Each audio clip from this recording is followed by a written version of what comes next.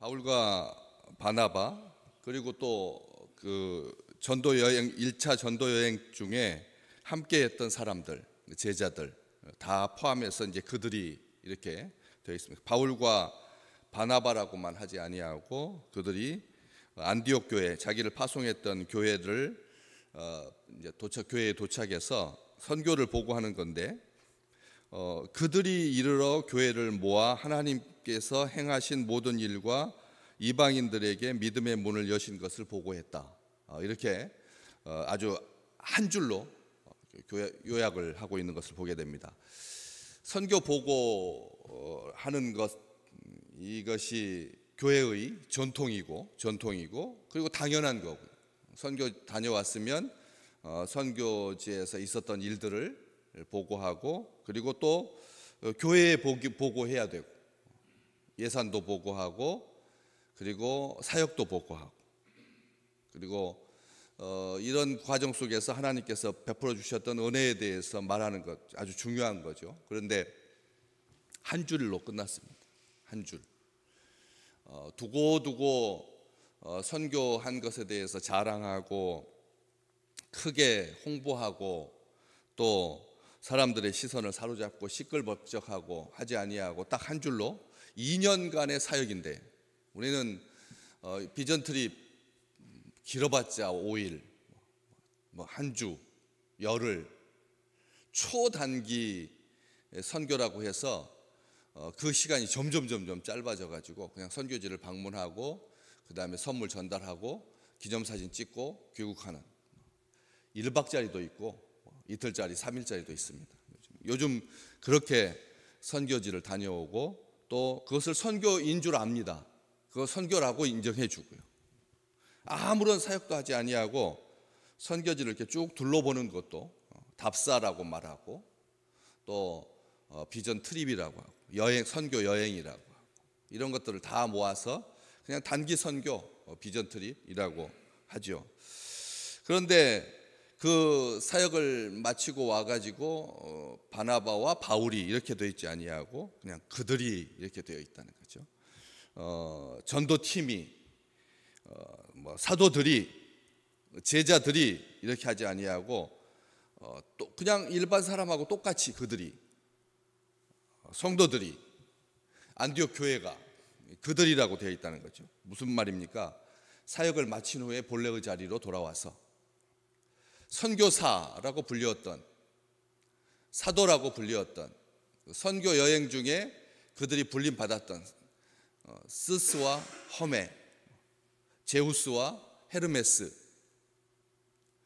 그 놀라운, 그 위대한, 그 사람들이 생각하기에 대단했던 그런 것들을 다 내려놓고 그들이 원래의 자리로 사역과 사명을 마친 후에 본래의 모습으로. 다른 교회에서는 이런 시스템을 제가 못 봤습니다. 우리 교회는 회장으로 섬기고 그 다음에 총무로 또 섬기는 그런 경우는 제가 못 봤습니다. 다른 경우에 들어본 적이 없는데, 우리 교회는 회장으로 섬겼다가 이제 자기 이름을 내려놓고 총무로 부회장과 회장이 또 그 길을 계속 갈 수 있도록 이렇게 지원해주는, 한 해를 더, 그러니까 고스란히 이 3년을 충성을 해야지만 선교 회장으로서의 직책을 내려놓게 되는 거죠. 그렇게 하는 것처럼 참 귀한 일이기도 하고 또 아름답습니다. 다른 교회에서 찾아보기 힘든 그런 섬김인 거죠. 그들이 바로 그런 뜻입니다. 본래의 모습으로 티내지 아니하고 자랑하지 아니하고 주장하지 아니하고. 우리 주님께서 마태복음 12장 19절에 들레지 아니하시는, 들레다라고 하는 표현 요즘 안 쓰거든요. 들레다라고 하는 말이 크게 소리 지른다는 뜻입니다. 앞에서 크게 왕이시다, 온 세상을 구원하셨다, 이렇게 하지 아니하시고, 우리 주님께서 하셨던 것처럼 그렇게 조용하게 교회를 모아, 이렇게 기록되어 있습니다. 안디옥 지역의, 이방인 지역에, 이 안디옥이라고 하는 이 도시가 로마에서 3대 도시 안에 든다. 로마가 제일 큰 도시였고, 수도니까, 제국의 수도니까 로마가 제일 크고, 북아프리카의 알렉산드리아, 그리고 동방의 안디옥, 안디옥이라고 하는 지명이 여러 개, 셀류쿠스 왕이 로마의 알렉산더의 부하였는데 그 지역을 분할받아서 통치하면서 자기 아버지를 기념하여서 아버지 이름으로 안디옥이라고 하는 이름으로 한 10개 온통 다 그렇게 이름을 붙였는데, 중요한 두 안디옥은 수리아의 안디옥, 그 다음에 바울이 복음 전했던 비시디아 안디옥, 터키의 안디옥, 지금 시리아의 안디옥, 이렇게 두 개가 가장 유명한 건데, 그 중에서 이 시리아 안디옥은 3대 도시였다는 거죠. 거대한 도시였습니다. 사람도 많았고 그리고 굉장히 중요하게 여김받았던 그런 도시였는데, 거기에서 이방인들의 교회들, 유대인들이 주로 살았던 데가 두 군데였습니다. 어디였냐면 알렉산드리아하고 바로 이 안디옥. 이 두 군데는 유대인들이 특별하게 정착을 많이 한, 지금도 여전히 유대인들이 많은 그런 도시였죠. 이런 도시에서 교회들이 생겼는데, 안디옥 교회가 대표적인 교회였는데, 그 교회의 성도들, 각자 성도들, 교회를 모았다. 도대체 얼마나 많은 교회가 있었길래 교회를 모을 만큼의 그런 교회들이 있었나. 안디옥 교회를 중심으로 모교회를 중심으로 흩어져 있는 모든 안디옥 지역에 있는 교회들, 그 교회를 모았다. 그런데 교회를 모았다라고 하는 이 말 자체가 사람을 모을 때 쓰는 말이지 교회를 모았다라고 하는 말을 안 쓰거든. 그렇지 않아요? 교회들이 연합하여 이렇게는 써도 교회를 모았다라고는 하지 않습니다. 교회가 모여는 하지만 교회를 모았다라는 표현을 안 쓰고 있는 거죠. 다시 말하면 이 말은 무슨 뜻이냐면 교회와 성도를 동일시하고 있는 것입니다.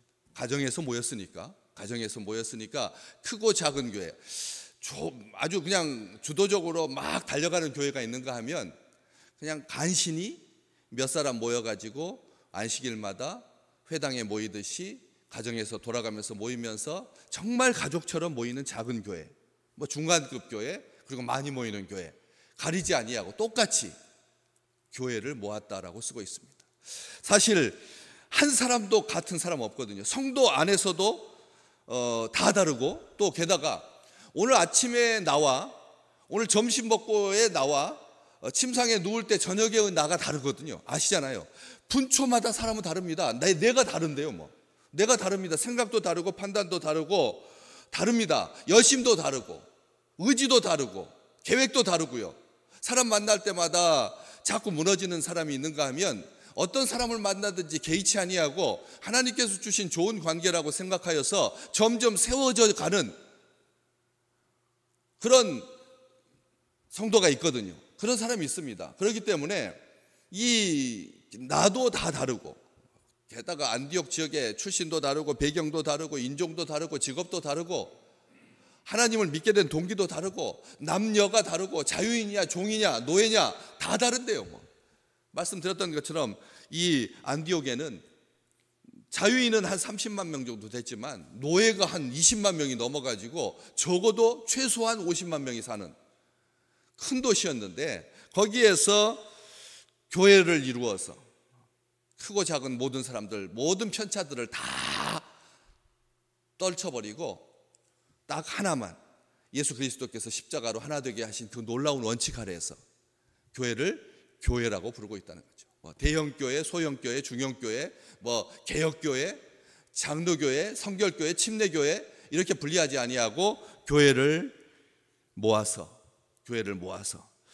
유기체적인 교회의 성격을 말하고 있는 것입니다. 오늘 우리가 새벽에 같이 모여서 이렇게 영상으로든지 우리 교회에 와서 같이 이 말씀을 듣고 그리고 기도하고 또 세상으로 나가서 또 교회로 사는 거죠. 우리가 교회입니다. 나는 교회다. 한번 속으로 따라서 해보십시오. 나는 교회다. 나는 교회다는 거죠. 주님의 이름으로 세운, 주님의 이름으로 부르심 받은, 주님의 이름으로 부르시고 주님의 이름으로 세우시고 주님의 이름으로 보내시는, 매일 전쟁 속으로 우리를 하나님께서 파송하시는 거죠. 우리 주님께서 둘씩 짝지어서 보내셨던 것처럼 그렇게 하나님께서 보내시는, 이 세상으로 보내시는 그 모든 매 순간 나는 파송받은 교회다. 오늘 하나님께서 나와 함께 계시고 나를 통해서 하나님께서 일하시고 믿지 않는 자를 통해서 일하시지 않습니다. 나를 통해서 일하시고 전에 하나님의 일에 하나님의 은혜에 부탁하던 그 안디옥 교회, 얼마나 아름다운 교회입니까? 하나님의 은혜에 사도들을 안수하여서 금식하며 기도하면서 보내면서 하나님의 은혜에 부탁했다는 거죠.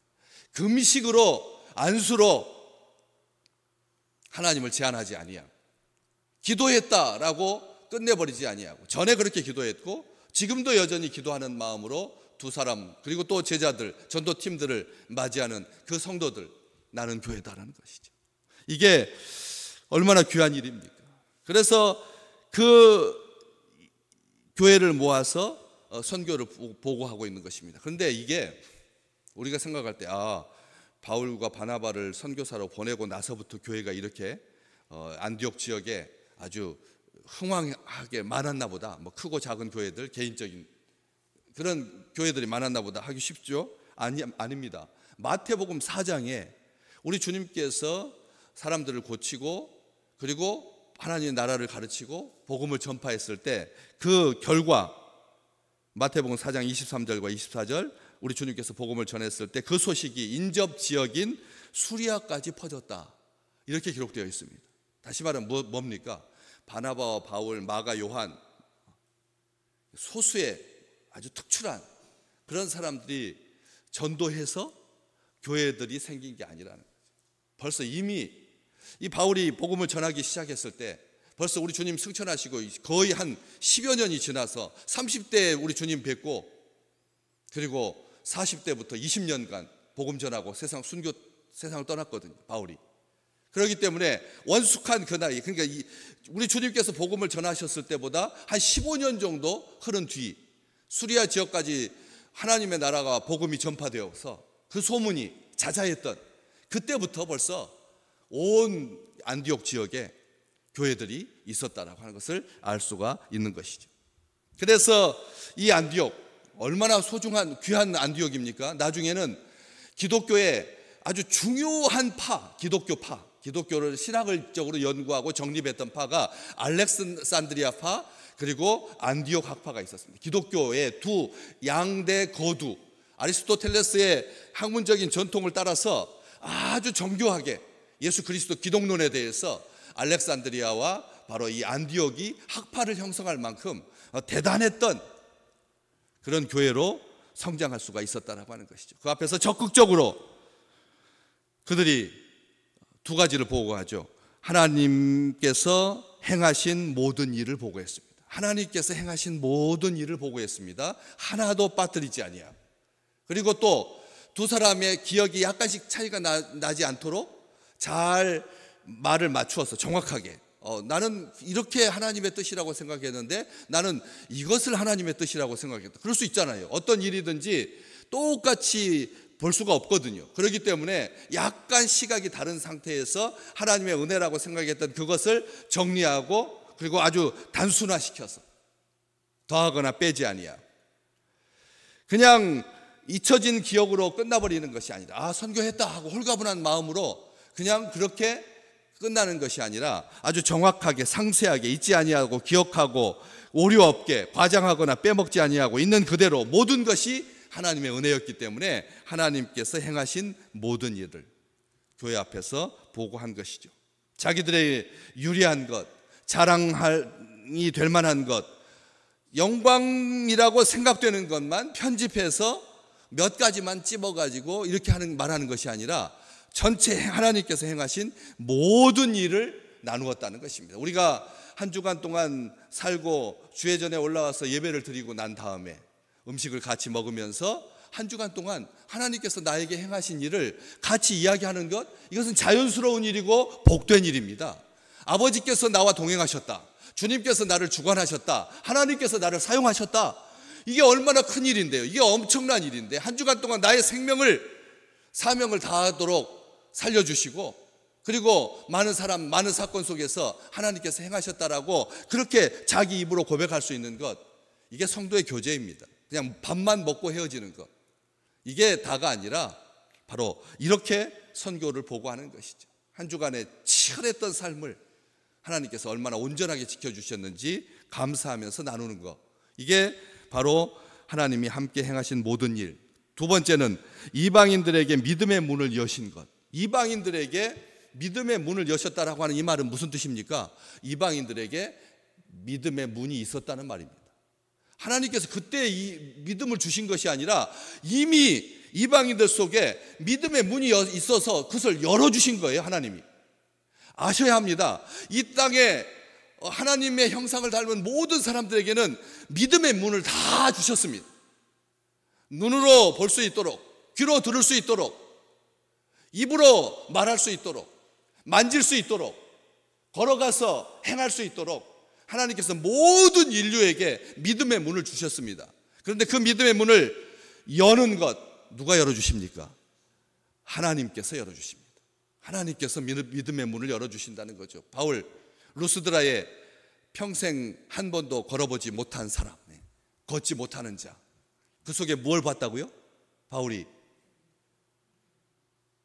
구원받을 만한 믿음이 있는 것을, 구원받을 만한 믿음이 있는 것을 봤다. 구원받을 만한 믿음이 있는 것을 봤다니까요. 그 사람이 언제부터 믿었는데요? 언제 그런 믿음의 문이 있었는데요? 하나님께서 이 지상에 태어나게 하실 때부터 벌써 그에게 믿음의 문을 달아서 보내주신 거라는 거죠. 그래서 그 문을 열어주셔서 이 믿음, 구원받을 만한 믿음. 수로보니게 여인, 흉악한 더러운 귀신 들려서 고생하고 있는 딸을 위해서 우리 주님께 나왔을 때 우리 주님께서 개에게 주인의 떡을 던져주는 법 없다. 정말 치욕적인 그런 말을 들으면서도 끝까지 주인의 상에서 떨어지는 부스러기를 개도 먹지 않습니까? 주님, 제 딸 고쳐주십시오. 우리 주님께서 말씀하셨습니다. 네 믿음이 크도다. 네 믿음이 크도다. 정말 이 구원받을 만한 믿음. 회당장 야이로의 딸을 살려주시기 위해서 가는 도중에 만났던 혈루병을 앓고 있던 여인, 주님의 옷가에라도 손을 대면 나을 거라고 하는 그 믿음, 정말 아주 원초적인 믿음이죠. 정교하지도 않고요, 아주 기복적인 믿음 아닙니까?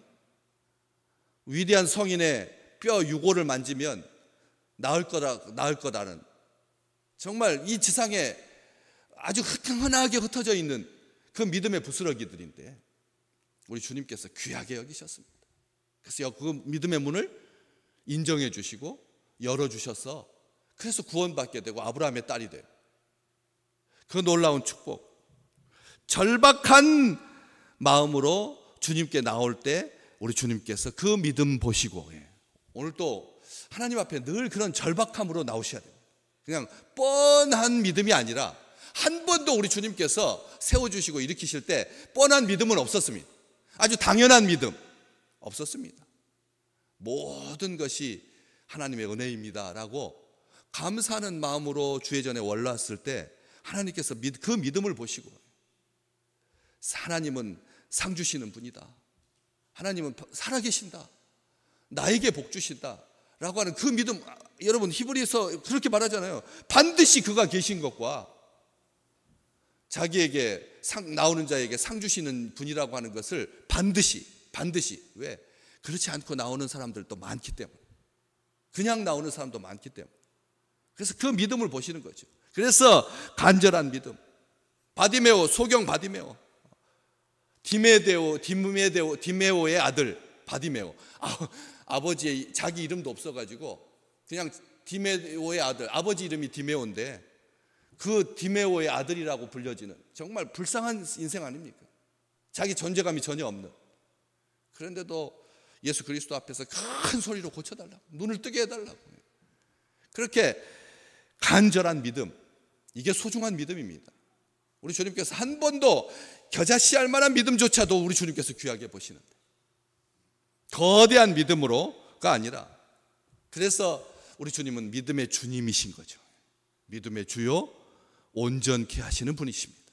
오늘 우리 주님 그렇게 이방인들에게 믿음의 문을 여신 것을 보고하고, 그리고 제자들과 함께 오래 있었다. 이거 참 귀한 축복인 겁니다. 믿음의 식구들과 함께 건강하셔서 얼른 세상 떠나지 마시고 오래 함께 하시기를 주의 이름으로 축복합니다. 건강하셔야 오래 같이 있죠. 우리 공재분 권사님 주일마다 오시잖아요. 정말 그 100세 가까운 나이에 그렇게 올라오시잖아요. 그래가지고 같이 함께 계시잖아요. 같이 음식을 먹고 또 같이 이야기를 나누고, 정말 그 나이에 지팡이 하나 안 짚고 걸어서 올 수 있다라고 하는 것이 얼마나 복입니까? 얼마나 큰 복입니까? 북녘에 그 사람은 그 40대 초반인데도 자기 체중을 가누지 못해서 발에 뭐 염증이 나가지고 쩔뚝쩔뚝하고, 그런데도 하나님께서 함께 해주셔서 믿음 없이는 하나님을 기쁘게 하지 못하는 참된 믿음으로 날마다 주의 전에 올라와서 주님께서 한 주간 동안 나와 이렇게 함께 하셨노라, 모든 일을 다 이야기할 수 있는, 조잘조잘 이야기 나눌 수 있는, 이게 아주 귀한 은총이라고 하는 것을. 그래서 이방인들에게 믿음의 문을 여시듯이 오늘 또 믿음의 문을 달고 다니는 사람은 많은데, 그 믿음의 문을 가지고 있는 사람들은 많은데, 다 한 구석은 가지고 있는데 가서 딱 말 한마디 하면 하나님께서 역사하셔서 그의 믿음의 문을 여실 거니까. 그래서 한마디라도 가서 따뜻한 눈빛으로 그들 곁에 서서 그렇게 격려해주고 칭찬해주고 배려하는으로 하나님의 역사를 이루는 참으로 귀한 날 되시기를 주의 이름으로 축복합니다.